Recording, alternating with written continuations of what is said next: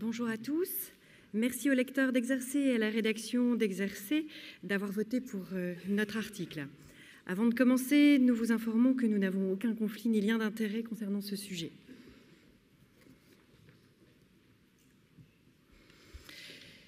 La diversification alimentaire est une phase d'adaptation physiologique, sensorielle et psycho-affective à une alimentation autonome et omnivore.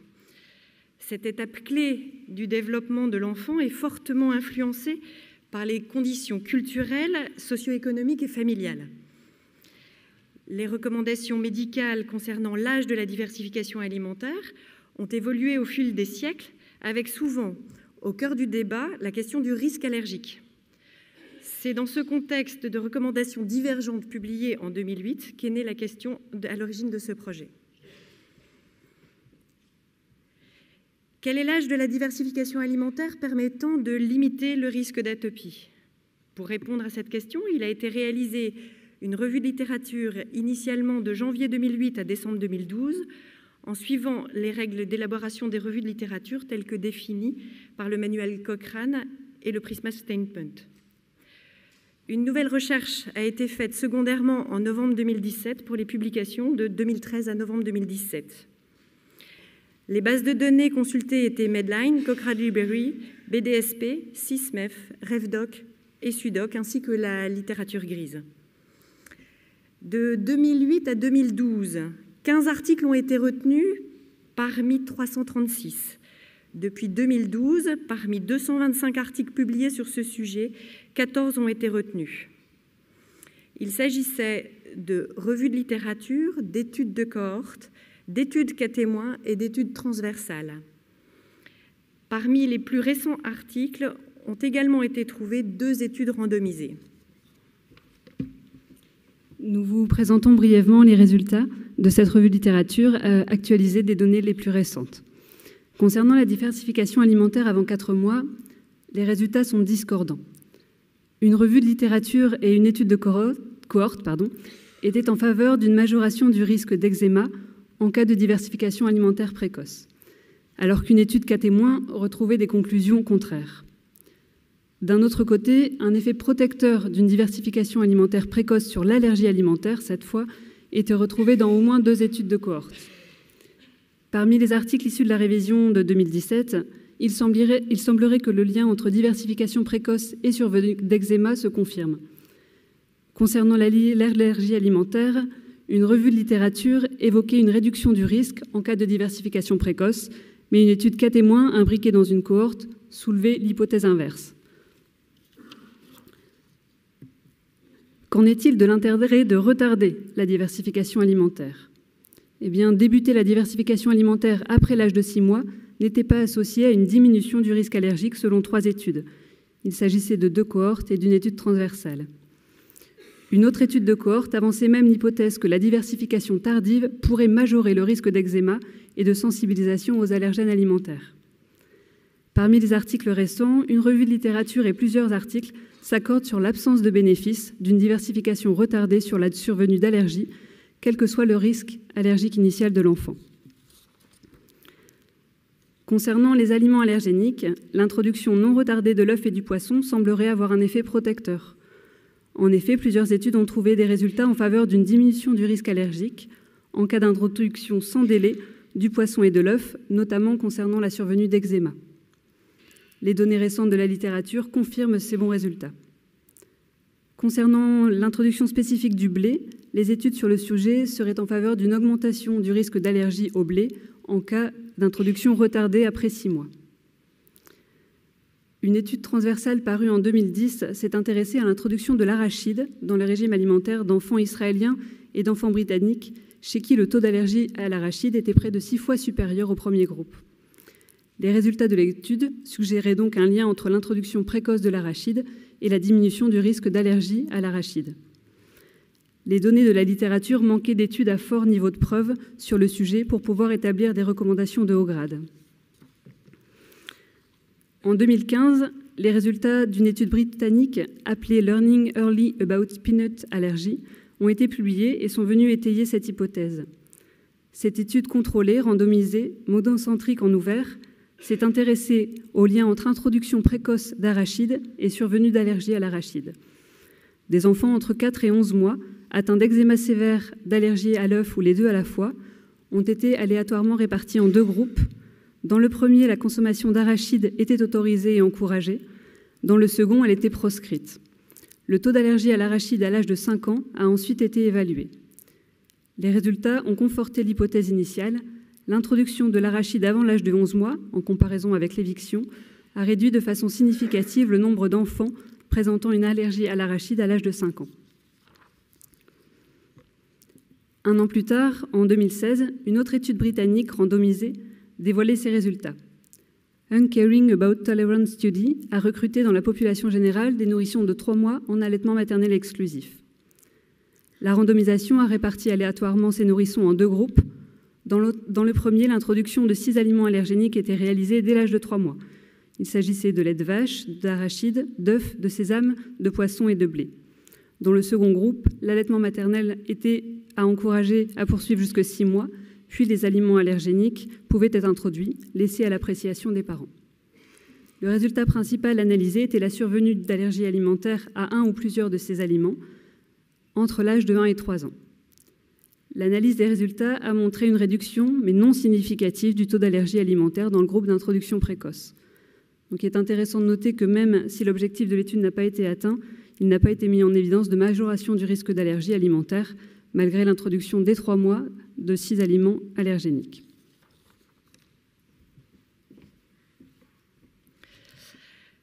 En conclusion, l'âge de la diversification alimentaire souhaitable pour limiter le risque d'atopie serait entre 4 et 6 mois, y compris chez les enfants à risque atopique. Il n'y aurait pas d'intérêt à retarder l'introduction des aliments allergéniques tels que l'œuf, le poisson, l'arachide ou encore le blé, y compris chez les enfants à risque d'allergie. Ces conclusions sont en accord avec les recommandations datant de 2014 de l'Académie européenne d'allergie et d'immunologie clinique, ainsi que celles du Comité de nutrition de la Société française de pédiatrie publiée en 2015. Par ailleurs, suite à la publication des résultats de l'étude randomisée sur l'arachide, de nombreuses sociétés savantes à travers le monde ont établi un consensus, publié dans un communiqué début 2016. Les spécialistes s'accordent à recommander l'introduction de l'arachide entre 4 et 11 mois chez les enfants à haut risque d'allergie, tel que défini par la LEAP Study, en raison d'une majoration du risque d'allergie à l'arachide en cas d'introduction retardée. Le communiqué précise que ces enfants pourraient bénéficier d'une évaluation de la pertinence de cette introduction par un allergologue, éventuellement à l'aide de tests cutanés ou de tests d'introduction sous surveillance médicale. D'autres recommandations devraient être prochainement publiées, émanant notamment de l'Académie européenne d'allergie et d'immunologie clinique. Les experts devraient se prononcer sur la généralisation de ces stratégies de prévention à l'ensemble des nourrissons, quel que soit leur risque d'allergie. Merci de votre attention.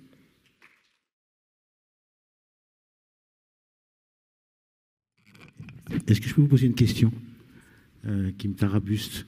En fait, vous avez fait un gros travail sur un sujet vraiment intéressant, une revue de la littérature. Est-ce que vous pourriez me dire, en tout cas c'est ma préoccupation, pourquoi il n'y a aucun chiffre dans vos diapos? Tous les chiffres sont dans l'article. En fait, c'était vraiment pour pas... Voilà, pour aller au propos principal et pour ne pas alourdir le sujet, puisque dans l'article, vraiment, il y avait les tableaux avec les articles, etc., les chiffres qui permettaient de mieux comprendre. Ici, on voulait aller... Chez moi, ma préoccupation, c'est quand vous dites ça réduit les allergies. Ma question, oui, c'est de combien? Oui, c'est ça. Pour les cacahuètes, par exemple, pour les cacahuètes. Pour les cacahuètes, ouais. Alors, c'est pareil, entre risque relatif et risque absolu, je ne suis pas une experte dans le sujet, je ne suis pas chef de clinique, quoi que ce soit. Je vais vous dire un chiffre erroné, donc je ne vais pas le dire, mais le risque est faible. D'accord. C'est faible. Puisque, pareil, la proportion d'enfants qui ont une allergie à l'arachide est faible de base, donc le risque absolu est très faible également. Bonjour, Benoît Cambon de Clermont-Ferrand. Merci pour cette présentation très intéressante. J'ai une question qui est beaucoup plus pragmatique. C'est comment on fait pour introduire de l'arachide chez les enfants entre 4 et 11 mois parce que je me suis dit que peut-être si on leur donnait des cacahuètes, ils risquaient de faire des fausses routes. Du beurre de cacahuète, j'en ai pas forcément chez moi, ou chez les patients n'ont pas. Est-ce qu'il faut mettre de l'huile d'arachide dans les biberons? Comment on fait? Non, alors en fait, c'est vrai que c'est ce qu'on se faisait beaucoup la réflexion. Nous, en France, c'est pas une culture de consommer de l'arachide, donc c'est quelque chose qui fait débat. Dans les études, ce qu'ils ont fait, ils ont pris des produits à base d'arachide. C'est une marque britannique qui s'appelle Bamba. C'est un peu l'équivalent de ce qu'on aurait chez nous en biscuit apéritif type Curly. Et en fait, ils faisaient fondre ça dans du lait ou dans de l'eau à donner aux nourrissons. Ils prenaient aussi des cuillères de beurre de cacahuète qui diluaient dans le lait des bébés, effectivement. Donc, Par contre, dans l'étude, il était bien indiqué que c'était à donner de façon très régulière, donc 2 à 3 fois par semaine, avant l'âge de 6 mois.